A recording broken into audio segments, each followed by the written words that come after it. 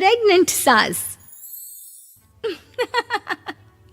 जमाना कितना भी बदल जाए, इतना भी नहीं कि बहू घर आए और सास गर्भवती दिख जाए। देखो मीरा, माँ का पूरा ख्याल रखना है, उनसे अब काम नहीं होता है। क्यों, क्या हो गया है? तुम्हारी माँ तो हट्टी कट्टी दिख रही है, पूरी शादी में घोड़ी की तरह नाची है, अब क्यों काम नहीं होता उनसे? वो माँ प्रेग्नेंट है ना, बच्चा होने वाला है। मैं कभी भी भाई बन जाऊंगा इस साल के अंत तक। क्या बोल रहे हो? वो सर पर हाथ रखकर बैठ जाती है। यार, पहले क्यों नहीं बताया? कैसा मजाक है ये? झूठ बोल रहे हो ना? हाँ, झूठ बोल रहे हो ना? तभी ससुर की आवाज आती है। बहू, पानी गरम कर दे, तेरी सास को दवाई देनी है। समय पर दवाई ना दी तो परेशानी हो जाएगी। और हाँ, जरा काजू पीस कर दूध में मिलाकर ले आना। तेरी सास खुद से तो अपनी संभाल करेगी नहीं। हे भगवान, ये मैं क्या सुन रही हूँ? ये ससुर जी को क्या हो गया है? मैं क्या सोच कर आई थी? हाय रे, मैं तो किसी को मुंह भी नहीं दिखा पाऊंगी। अब ये रोना धोना बाद में करना, पहले गर्म पानी कर दो, माँ को दवाई देनी होगी। और हाँ, रात को माँ के पैरों में तेल लगा देना। बहू को गुस्सा आ जाता है। वो बड़बड़ करती किचन में जाती है जहाँ उसका ससुर खड़ा होता है। एक बड़ी जिम्मेदारी है हम सबके सर ऊपर। इस उम्र में माँ बनना खतरे से खाली नहीं होता। हाँ हाँ, पता है। तो क्यों बन गई माँ? अरे खतरे से कम नहीं है तो क्या जरूरत थी लल्ला पैदा करने की? कैसी बात कर रही हो बहू? क्या तुम खुश नहीं कि घर में एक नया मेहमान आएगा, छोटे छोटे पैरों से पूरे घर में घूमेगा? पिताजी, ये हाथ जोड़े आपके, आप यहाँ से जाओ। ये शायरी बाद में बताना, अभी मैं पानी गरम करके थर्मस में दे देती हूँ। सारा दिन पिलाते रहो गरम पानी। और हाँ, ये बच्ची की बात बार बार मुझसे कोई नहीं करेगा। बहू का पारा अब चढ़ा ही रहता था। वो काम तो सारा करती, लेकिन किलस किलस कर। मीरा सारे काम से फुर्सत पाकर बैठी होती है कि माँ का फोन आ जाता है। बेटा, बहुत बड़ी जिम्मेदारी है तेरे सर पर, अच्छे से निभाना। ससुराल में हर किसी को खुश रखना वैसे तो मुश्किल है, लेकिन भगवान ही हिम्मत देता है बहू को हर कुछ सहकर सबको खुश रखने की। क्या बड़बड़ किए जा रही हो माँ? जानती भी हो कि यहाँ क्या चल रहा है? मेरी सास, अरे तेरी सास तो देवी है देवी। कितने खुश हो रहे थे सारे तेरी सूरत देख देख कर। पता नहीं जैसे बहू नहीं कोई मन मांगी मुराद मिल गई हो उन लोगों को। अरे बात तो पूरी सुनो। मन मांगी बुरा तो पूरी हुई है। अरे मेरी सास को बच्चा होने वाला है, प्रेग्नेंट है वो। क्या बकवास कर रही है मीरा? ये बात किसी को कहना मत। मुझे तो बता दिया, लेकिन अब अपनी जबान सिल ले। कहाँ है तेरी सास? बात तो करा मेरी। पूछू जरा, पोता पोती खिलाने की उम्र में खुद का बच्चा खिलाने का शौक कहाँ से आ गया? और आया भी तो बताना तो चाहिए था। अब क्या नाक कटाने के लिए हम लोगों से रिश्ता जोड़ा है? रुक, तेरे पापा से बात करती हूँ। मीरा फोन रखकर लेट जाती है। वो एक सपना देखती है कि उसकी गोद में एक बच्चा खेल रहा है। भाभी की गोद में कितना खुश दिख रहा है ना, लग ही नहीं रहा कि भाभी है। मैं तेरे लिए क्या लाया हूँ, सोने की बालियाँ। तेरी शादी में तो मैं बुढ़ा हो जाऊंगा ना। अरे कैसी बात कर रहा है बेटा, इसकी जिम्मेदारी तो तू ही लेगा। हम लोगों का तो कोई भरोसा नहीं, कब ऊपर वाला उठा ले। बहू को सास को देख देख कर गुस्सा आ रहा था। तभी वहाँ पड़ोसन आ जाती है। अरे बहू, तुझसे तो पूछने से भी डर लगता है कि कब खुशखबरी सुना रही है। अब तो अपनी 1 महीने की ननद की ही जिम्मेदारी संभाल ले, बहुत है। अपने जेवर भी रख देना और पैसे भी जमा करना शुरू कर दे। वो बात आगे बढ़ाती उससे पहले ही बहू जोर से चिल्लाकर उठ जाती है। नहीं नहीं नहीं नहीं, मैं अपने जेवर किसी को नहीं दूंगी। अरे कौन ले रहा है तुम्हारे जेवर? तुम औरतें भी ना सपने में भी जेवर ही संभालती रहती हो। मैंने जो सपना देखा है ना, सुनोगे तो होश उड़ जाएंगे। अच्छा, तुम अपना सपना बाद में बताना, पहले मेरा सुनो। कल मैंने इतना अच्छा सपना देखा कि अगर वो पूरा हो जाता है ना तो मैं तुम्हारे लिए रानी हार बनवा दूंगा। बहू अब सारे गम भूलकर पति का सपना सुनने में लग जाती है। अरे क्या सपना था, बताइए ना। बोलिए भी तो, क्या सपना है? मैं पूरा कर दूंगी अगर बात रानी हार की है तो। बोलिए बोलिए। मैंने रात को सपना देखा कि माँ को बेटी हुई है और मुझे बहन। सच्ची, इस घर में बेटी हो जाए तो मैं तो झूम ही उठूं। मीरा का मुंह बन जाता है। वो चुप हो जाती है और सपने की बात याद करती है कि बेटी हुई तो उसे ही अपने गहने उसे देने होंगे। फिर तो रानी हार की जरूरत पड़ेगी ही। भाई, लड़की बड़ी होगी, उसकी शादी होगी तो जेवर तो चढ़ाने ही होंगे ना। कहाँ से आएंगे वो? कितनी समझदार हो तुम मीरा। मैंने भी यही सोचकर तुम्हारे लिए रानी हार लेने का सोचा था। अरे फूटी किस्मत मेरी, जो ऐसा परिवार मिला। मेरे पापा की तो मैं अभी क्लास लगाती हूँ, जो सब जानते हुए भी ऐसे परिवार में मेरी शादी कर दी। बहू पिता को फोन लगाने ही वाली होती है कि ससुर की फिर से आवाज आती है। बहू, गरम पानी ले आ जल्दी, थर्मस में खत्म हो गया है। बाद में खबर लेती हूँ मैं पापा की, पहले सास को गर्म पानी दिया हूँ। बहू अभी किचन में काम कर ही रही थी कि मीरा के मम्मी पापा आ जाते हैं। वो हाथ में ढेर सारे फल लेकर आते हैं। मीरा के पिता मीरा के ससुर से कहते हैं, लीजिए भाई साहब, ये फल रखिए, बहन जी को खिला दीजिएगा। वैसे कैसी है उनकी तबीयत? बस पता तो है आपको, ऐसे वक्त में जो होता है बस वही सब। मुझे तो सुनकर बहुत गुस्सा आया था, लेकिन चलिए, भाग्य में जो है लिखा उसे कौन टाल सकता है। डॉक्टर को दिखाए? हाँ हाँ, बस डॉक्टर आने ही वाला है। अच्छा हुआ आप लोग भी आ गए। उतने में एक सुंदर सी लेडी डॉक्टर आती है। पेशेंट कौन है आप? अरे नहीं जी, मैं तो बहू हूँ इस घर की। मैं तो अभी सोच भी नहीं सकती पोता या पोती के बारे में। अभी तो मेरी सास ही। अरे चुप हो जाना, देख तो ले, डॉक्टर है ये, किसी के भी सामने गुस्सा फोड़ देती है। डॉक्टर कमरे में जाती है और थोड़ी देर बाद बाहर आ जाती है। पीछे से सास भी निकल आती है। हे भगवान, इतना दुख तो किसी को भी ना दे जितना मुझे दिया है। देखिए बहन जी, आप लोगों को तो ये सोचना भी नहीं चाहिए था। वही तो मैं भी कह रही थी कि आप लोगों के लिए तो सोचना भी गुनाह है, लेकिन अब पछताए होत क्या जब चिड़िया चुग गई खेत। डॉक्टर वहाँ से चली जाती है। मैं माँ नहीं बन सकती, मैं प्रेग्नेंट भी नहीं हूँ। ये कैसे? तुम तो बोल रही थी कि अरे वो गैस का दर्द था और पेट भी गैस से फूल रहा था। डॉक्टर ने चूर्ण दे दिया है, गर्म पानी से फांकना है। मैं भी लाती हूँ गर्म पानी। अरे मैं तो गीजर ही लगा देती हूँ। हाय रे, खुशी के मारे पागल ना हो जाओ। गरीब मायका। मोहिनी के 3 बेटे थे।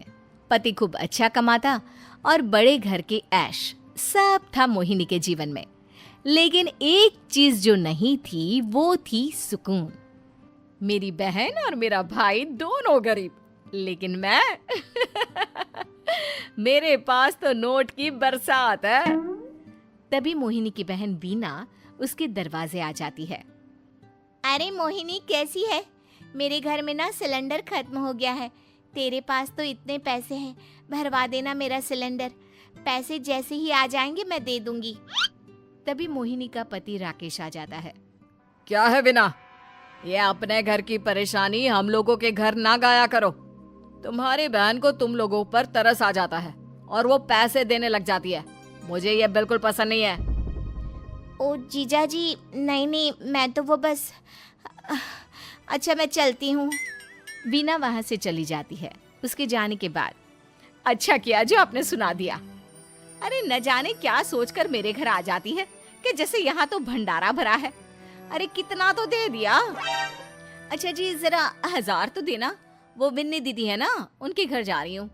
उनका पोता हुआ है तो मुंह दिखाई दे दूंगी। हाँ, उन लोगों के आगे तो शो ऑफ किया करो। वो खुद को बड़ा अमीर शो करते हैं ना, दिखा दे कि तू भी किसी से कम नहीं है। हाँ जी, इसी के लिए तो जा रही हूँ।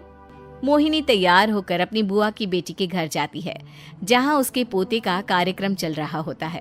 वहाँ वीना भी आई होती है। अरे वीना, क्या जरूरत थी यहाँ आने की?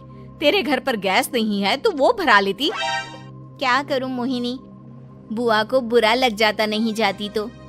वैसे मेरे पास एक जोड़ा बच्चे का कपड़ा रखा था, वही अपनी चांदी के पायल के साथ देने जा रही हूँ। घर पर गैस थी नहीं, सोचा परिवार यहीं खाना खा लेगा, बाकी सुबह का सुबह देखा जाएगा। मोहिनी को बहन पर दया आ जाती है। वो पर्स से 1000 रुपए निकाल कर दे देती है।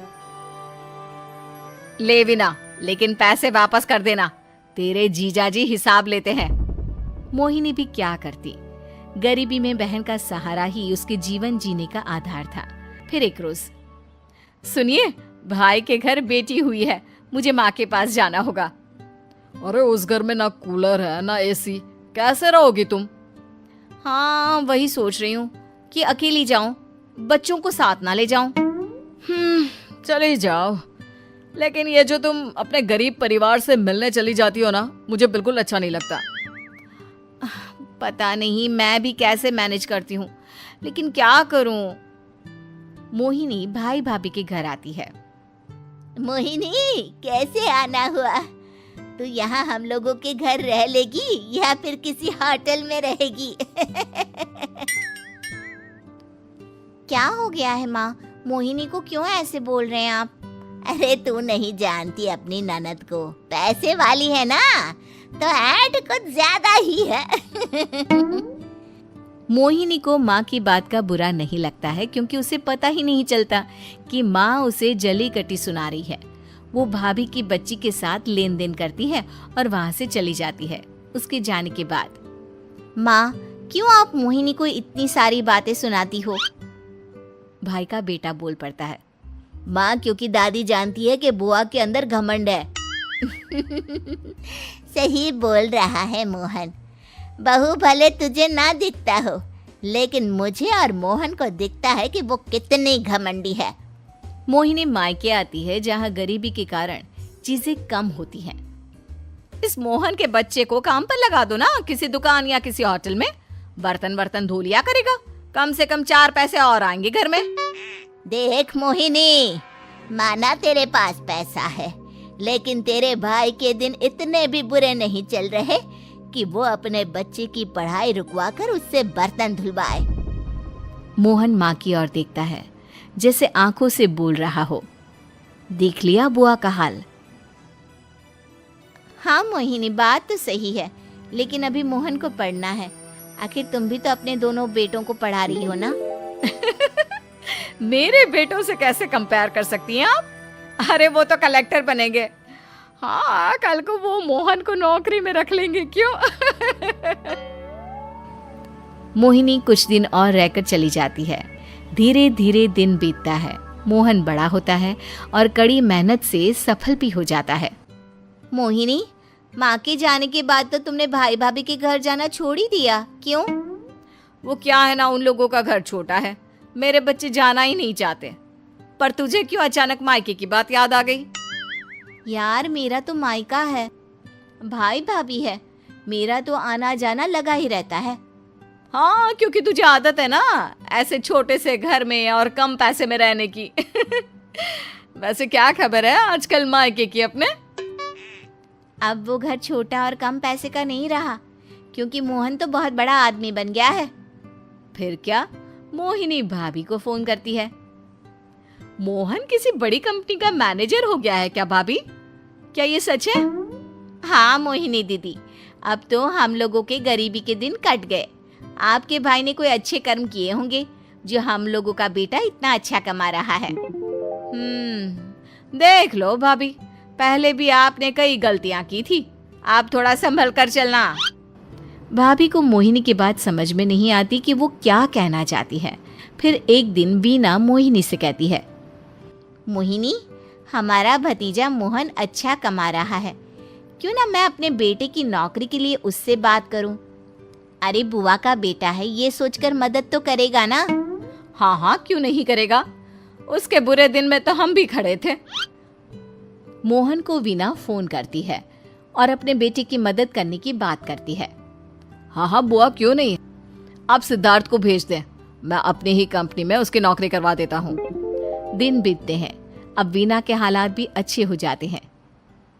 क्या बात है वीना, तूने भी कार ले ली, वो भी इतनी अच्छी? हाँ मोहिनी, अपने भतीजे के कारण तो हम लोगों के दिन अच्छे हो गए। उसने सिद्धार्थ की नौकरी लगवा दी है, वो भी शानदार। ठीक है, लेकिन पैसे ख्याल से खर्च करना। वो क्या है ना, पैसे आने आसान है लेकिन संभालने मुश्किल। मोहिनी घर पर अपने पति से बात करती है। देखो ना, सबके पास पैसे हैं, एक वक्त था जब मैं ही अमीर हुआ करती थी। लगता है कि ज्यादा दिन नहीं रह पाओगी, मेरी नौकरी को कुछ साल ही बचे हैं और तुम्हारे दोनों लड़के निकम्मे हैं। उन लोगों को बोलो ना कि नौकरी करे। तभी वहाँ मोहिनी के बेटे भी आ जाते हैं। अरे हमें क्या मोहन समझा है, जो दिन रात गधे की तरह काम करते रहे? खैर, दिन फिरते हैं और मोहिनी के पति की नौकरी भी खत्म हो जाती है। मोहिनी क्या करे, थोड़े से पैसे में गुजारा नहीं हो रहा है। तो क्या करे, मेरी समझ में कुछ नहीं आ रहा। मोहन को बोलो ना कि वो इन दोनों के लिए नौकरी देखे, जैसे सिद्धार्थ के लिए नौकरी देखी है। मोहिनी क्या कहती, उसे अपने वो दिन याद आ जाते हैं जब उसने भाभी से मोहन को नौकर बनने की सलाह दी थी। क्या हो गया, क्या सोच रही हो मोहिनी? यही कि वक्त कभी भी किसी का भी पलट सकता है। ऊपर वाले से डर कर रहना चाहिए।